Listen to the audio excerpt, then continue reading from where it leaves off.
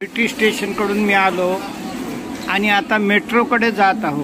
हा सबवे आहे, महानगरपालिकेजवळ स्टेशन आहे असं मला सांगितलं।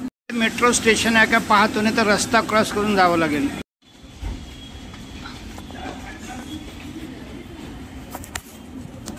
स्टेशन दिसतं, ती जुनी कॅपिटल टॉकीज आणि हे CST दिसतं। आता मी रस्ता पुन्हा चुकलो, दुसरीकडून जातो। मी VT स्टेशन कडनं आलो आणि हे लोकेशन लक्षात आलं की हा मेट्रो स्टेशनचा एंट्रन्स पॉइंट आहे। मेट्रोमध्ये स्वागत आहे हे वाचून मला आनंद वाटला।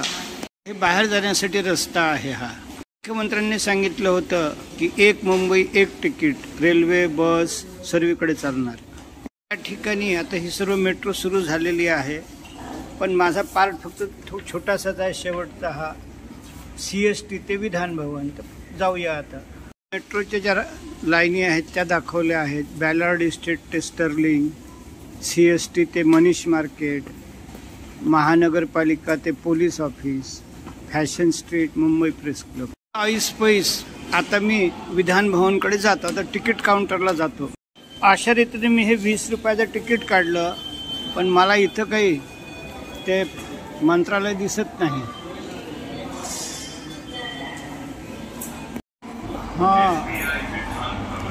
अशा रीतीने मी आता विधान भवनला उतरत आहो आणि दिल्लीला जे रिलायन्सची जे रेल्वे होती, म्हणजे त्याला गेट वगैरे लावलेले, तशी ते बंद गेट आहे।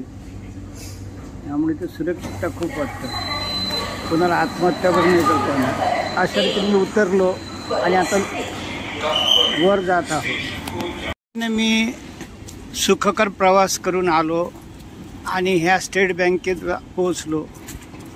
ह्या बसेस आणि ही 5-5 रुपयाचं तिकीट ऐवजी 20 रुपये खर्च केले। ये बदल रही है जिंदगी।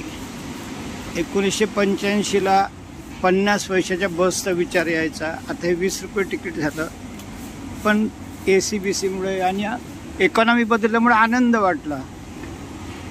तर आता मी मंत्रालयाकडे जात आहो आणि अशा रीतीने माझा हा मेट्रोचा प्रवास संपला।